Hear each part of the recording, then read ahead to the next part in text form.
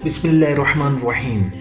अल्लाहुम्मा सल्लि अला सय्यिदना व मौलाना मुहम्मदिन व अला आलि सय्यिदना व मौलाना मुहम्मदिन मुबारक वसल्लम। तमाम स्टूडेंट्स को आईसीएम टीवी और मेरी तरफ से अस्सलाम वालेकुम। उम्मीद करता हूँ आप सब खैरियत से होंगे। हदीस शरीफ में है जिसका मफ़हूम ये है, इल्म हासिल करो अगरचे चीन ही क्यों न जाना पड़े, लेकिन जहाँ आपको चीन नहीं जाना पड़ेगा इल्म आपके पास खुद चल कर आ रहा है। जी स्टूडेंट्स, आज हमारा सेकंड लेक्चर है और प्रीवियस में अगर बात करूं पिछले लेक्चर्स की कोरल ड्रॉ के बारे में, तो पिछले लेक्चर से मैं थोड़ा सा रिपीट करूंगा कि आपको मैंने पिक टूल के बारे में, शेप टूल के बारे में और मैंने ऑब्जेक्ट के बारे में डिफरेंट शेप्स तैयार करनी आपको बताई थी, ओवल एलिप्स टूल बताया था और इसके अलावा मैंने आपको पॉलीगॉन टूल बताया था, इसके अलावा कलर्स के बारे में और मैं कुछ आपको फाइल, न्यू फाइल के बारे में मैंने आपको बताया था, फाइल सेव करने के बारे में भी बताया था।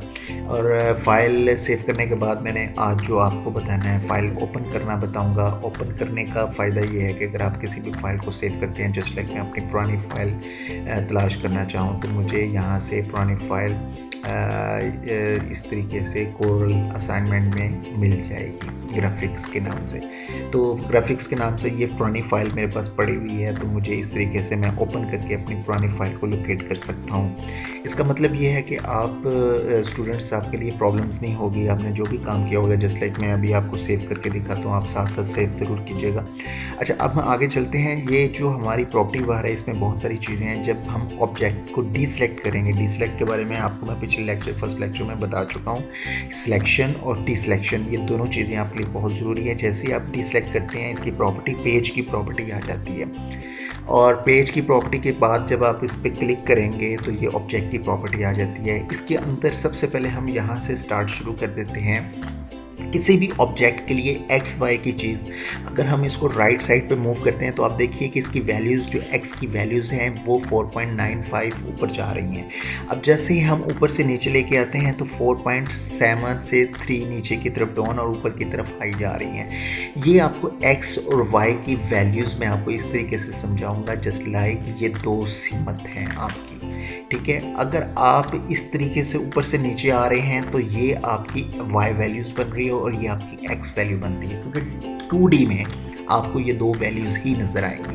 इसके साथ ये जो वैल्यूज़ है ये बहुत ही फ़ायदेमंद है आपकी। अगर आप ऑब्जेक्ट को यहाँ से छोटा बड़ा कर रहे हैं तो आप इन वैल्यूज़ को ज़रूर देखें। आपको ये बड़ी छोटी होती नज़र, प्रोपोर्शनली बड़ा हो रहा है। ये देखिए दोनों साइडें बड़ी हो रही हैं। जैसे मैं यहाँ से छोटा करूँ तो इसकी सिर्फ एक बात याद रखिए स्टूडेंट्स, के आपको सीखने के लिए किस्मत खुद मौका देगी। आपको जो हमारे लेक्चर्स में चीज़ें मिस हो चुकी होंगी वो आपको वैसे भी पता चल सकती हैं अगर आप थोड़ा सा माइंड लगाएं, थोड़ा सा ब्रेन लगाएं। अगर आप थोड़ा सा ब्रेन लगाएंगे तो आपको ये पता चलेगा। ये देखिए ऑब्जेक्ट साइज़ में ये आपको शेप्स एक इस शक्ल में बनी नज़र आ रही है।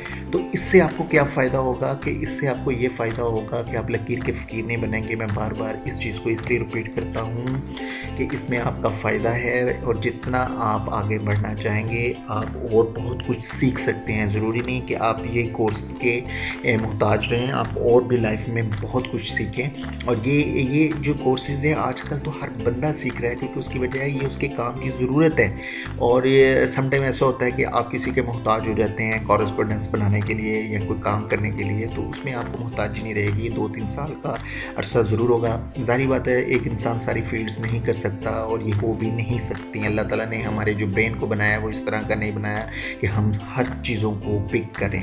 कर भी लें तो हमें उसका फ़ायदा एक जगह से ही लेना पड़ेगा। बहरहाल ये हम छोटी सी बात, ये आप इसको स्क्लैप्ड कॉर्नर इसको आप करना चाहें तो इस पर आप इजीली कर सकते हैं। ये देखिए मैं इसको शेप टूल की मदद से इसको जैसे क्लिक करता हूँ, ये कोरल ड्रॉ 11 में ऑप्शंस नहीं है। मैं जैसे इसको क्लिक कर रहा हूँ यहाँ पे ये ऑप्शंस इसकी ये वाली नहीं आ रही, तो ये डिफरेंस है।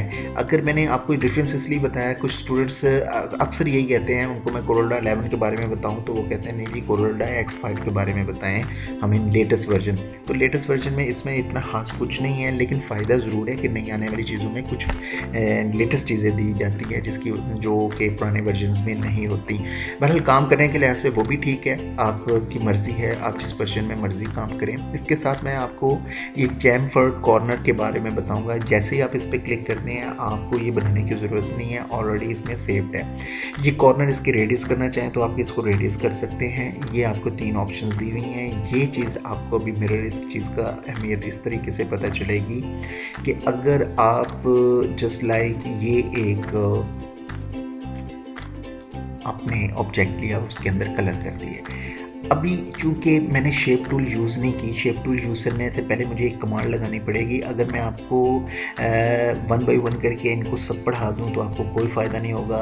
स्टूडेंट्स याद रखिएगा, हर कमांड एक कमांड से जुड़ी इंटरलिंक है और कोरिलेशन है। अगर इनको आपस में नहीं मिलाएंगे तो उसका कोई फ़ायदा नहीं। जैसे मैंने यहाँ पे एक ऑब्जेक्ट बनाया, अब मुझे ज़रूरत है कन्वर्ट टू कर्व्स की, तो अगर मैं वैसे आपको समझा देता तो शायद ये इतना समझ ना आता आपको। शेप टूल जब तक उस वक्त तक यूज़ नहीं कर सकते जब तक आप इसको कन्वर्ट नहीं करेंगे। जब तक कन्वर्ट टू कर्व्स करेंगे तो फिर आप इसको शेप्स डिफरेंट बना सकते हैं।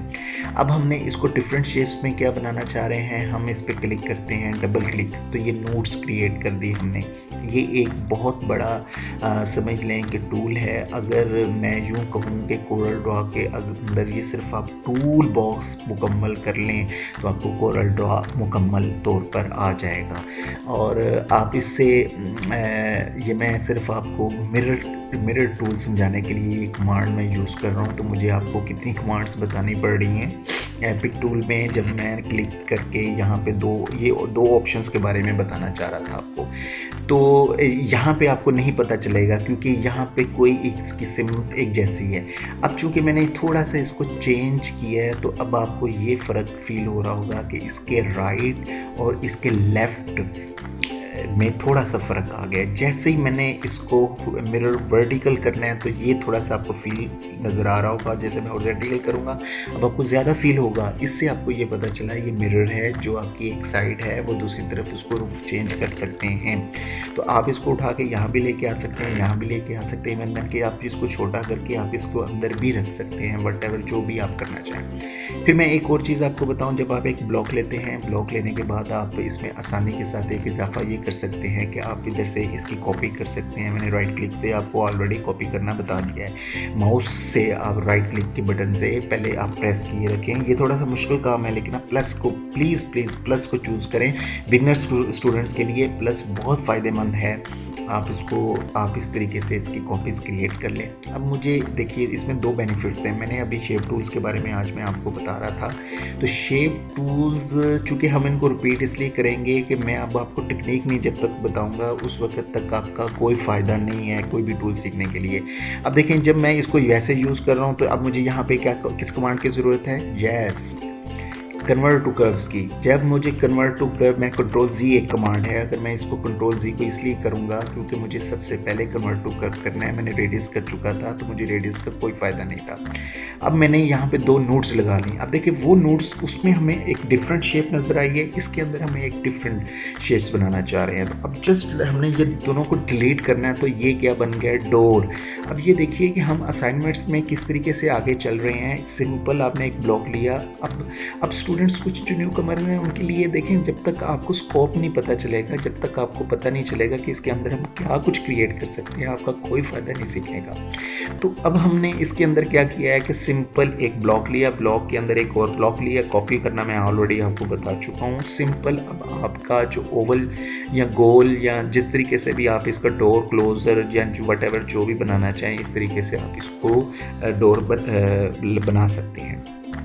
अब मैं इस टाइम सिंपल हट बनाना चाह रहा हूँ। मैं कोई बड़ी चीज़ नहीं बनाना चाह रहा। अब देखिए सबसे बड़ी टेक्निक यूज़ कर रहा हूँ मैं, इसमें कोई ऐसी जादू वाली चीज़ नहीं है, सिंपल सी बात है। ये मैं चीज़ें आपको आपके लेक्चर्स में नहीं है, क्योंकि आपको समझाने के लिए मैं सिर्फ एक चीज़ बता रहा हूँ कि यहाँ से आप इसकी हट बना सकते हैं। और हट जो है वो आप इसलिए मैं बता रहा हूँ कि कुछ असाइनमेंट्स तो आप बनाएंगे ना, आप ऑब्जेक्ट से ये असाइनमेंट ज़रूर बनाइए। तो बहरहाल आपका सिंपल वेज ये होना चाहिए कि आपने अगर एक कॉपी की कमांड ली है, अब मैं दोबारा से ऑब्जेक्ट यहाँ से एक ड्रॉ करना चाहूँ तो मुझे अगर यहाँ से भी लेना पड़ जाए तो कोई प्रॉब्लम नहीं है, क्योंकि ऑलरेडी ये कन्वर्ट टू कर्व्स हुआ है, इसमें मुझे एक प्रॉब्लम्स नहीं आएगी। तो यहाँ से आप जो है ना इसको कन्वर्ट टू कर्व्स करेंगे, फिर वो वहाँ से लेंगे। तो इस तरीके से भी आप कॉपी करके अपने काम को डिफरेंट शेप्स बना सकते हैं। जस्ट लाइक मैंने यहाँ से लिया, शेप टूल लेने के बाद मैंने इसको थोड़े से रेडियस कम किए। रेडियस कम करने से मुझे, अच्छा मैं आपको एक चीज़ बताता चलूँ स्टूडेंट्स के, याद रखिए ये इतना मज़ेदार टूल्स है, अगर आप इसको कर लेते हैं। फ्री हैंड और कोरल ड्रॉ, इसकी जो वैल्यू है ये पाकिस्तान में बहुत ज़्यादा है और मिडिल ईस्ट में भी है, यूरोप में भी है, लेकिन इलस्ट्रेटर की पाकिस्तान और मिडिल ईस्ट और यूरोप इस इलस्ट्रेटर की बहुत डिमांड है। तो उसके साथ अगर आप कोरल ड्रॉ कर लेते हैं तो सोने पे सुहागा है, क्योंकि ये टूल सारे ही एक जैसे हैं और इनका मकसद सिर्फ डिफरेंस यही है कि हर एक ब्रांड अपनी, जैसे टोयोटा कार है, होंडा कार है, उसकी अपनी लग्जरी है, उसकी अपनी लग्जरी है। तो ये चीज़ें थोड़ी सी डिफ्रेंशिएट पैदा करती हैं। बहरहाल हम अपने टॉपिक की तरफ आते हैं, लेसन की तरफ। तो इससे हम यहाँ से एक चीज़ हम क्रिएट करेंगे, इसको मैं स्क्यू कहूँगा, बताऊँगा आपको। जब आप इसके ऊपर एक और क्लिक करेंगे तो ये इस तरीके से रोटेट भी, आज मैंने आपको कमांड के बारे में बता दिया और स्क्यू के बारे में भी बता दिया। एक सेकंड लेक्चर में हमने आपको स्क्यू के बारे में किस तरीके से बताया। कोई भी ऑब्जेक्ट आप ड्रॉ करते हैं, ड्रॉ करने के बाद सिंपल पिक टूल लीजिए। पिक टूल लेने के बाद आप उस पर वंस अगेन क्लिक कीजिए। क्लिक करने के बाद आप इसको स्क्यू करके थोड़ा राइट एंड लेफ्ट मूव करेंगे, तो उससे क्या आपको फ़ायदा होगा? उससे फ़ायदा ये होगा कि आप इसको स्क्यू करके डिफरेंट शेप्स रेडी कर सकते हैं। अगर आप इसको थोड़ा सा क्लिक करने के बाद राइट एंड लेफ्ट मूव करें तो देखिए अब आपने क्या चीज़ क्रिएट कर ली है और ये चीज़ आपके लिए क्या फ़ायदेमंद है। ठीक है, तो अब मैंने यहाँ से एक शेप डिफरेंट तैयार किया और इस डिफरेंट शेप्स के लिए मैंने, अच्छा बहरहाल यही स्क्यू अगर अब मैं यहाँ पे यूज़ करूँगा, जस्ट वन क्लिक अगेन, मैंने यहाँ पे एक क्लिक किया तो मैंने सिंपल क्या किया, यहाँ पे एक ब्लॉक लगा था तो इसी को हमने 3D में दिखा दिया। अब बिलीव करेंगे 3D कोई ऐसी चीज़ नहीं है। 3D के अंदर जो भी आपके इमेजेस नज़र आते हैं वो सिर्फ इसी तरीके से नज़र आते हैं कि दूर से छोटा कर दिया जाता है और सामने से बड़ा कर दिया जाता है। तो उसके बाद आपके पास प्लस से इसकी कॉपी करें, प्लस से कॉपी करने के बाद आप इसको शेप टूल की मदद से, अगर आपको कन्वर्ट टू कर्व्स नहीं है तो प्लीज़ इसको कन्वर्ट टू कर्व्स कर लें और यहाँ से आप इसकी शेप्स को डिफरेंट बना सकते हैं। इस तरीके से आप हट जो है अपनी मुकम्मल कर सकते हैं। तो ये छोटा टूल नहीं है, ये बहुत बड़ा टूल है, ये भी स्टार्ट है। अभी आपको छोटी छोटी चीज़ें, छोटी छोटी असाइनमेंट्स आपको बनाने को मिलेंगी और इसकी मदद से आप अपना बहुत सारा, आप इसको वाइट कलर, जो भी कलर करना चाहें कलर कर सकते हैं। और इसके साथ हम फ्लैग सबसे पहले तैयार करेंगे असाइनमेंट। अब देखिए मैं फ्लैग जो रेडी कर रहा हूँ वो भी सिर्फ इन्हीं टूल से, अभी मैं कोई इनमें से कमांड नहीं यूज़ कर रहा, कोई इसकी टेक्निक्स नहीं एक बता रहा, एक सिंपल सी टेक्निक है, just like you have just only one rectangle. और अब आपने क्या करना है कि अब आप इसको एक सेकंड कॉपी कर लें, सब ग्रीन कलर कर लें। अगर ग्रीन कलर आपको ज़्यादा दूसरी टूल में चाहिए तो यहाँ से ग्रीन दूसरा कलर्स भी कर सकते हैं।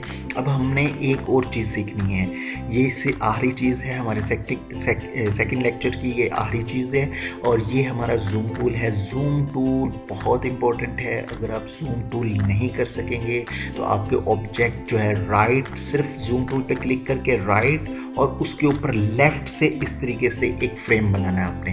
तो फ्रेम बनाएंगे तो वो सारी चीज़ें उसके अंदर जूम टूल में आ जाएंगी। क्योंकि देखिए मैं जूम टूल की मिसाल इस तरह दूंगा कि स्टूडेंट्स अक्सर कंप्यूटर पर बैठे होंगे, तो कंप्यूटर पर बैठे हुए उनको जूम टूल जब तक वो नहीं लगाएंगे, वरना उनको अपनी आंखों को जूम बनाना पड़ेगा, बार बार मॉनिटर की तरफ ज़ोर से आना पड़ेगा और पीछे बैठ के सीट के साथ अगर उन्होंने टेक लगाई हुई है तो उनको बड़ा मुश्किल सा होगा फ्रंट पे आना, बार बार देखना, और वो अच्छा भी नहीं लगेगा।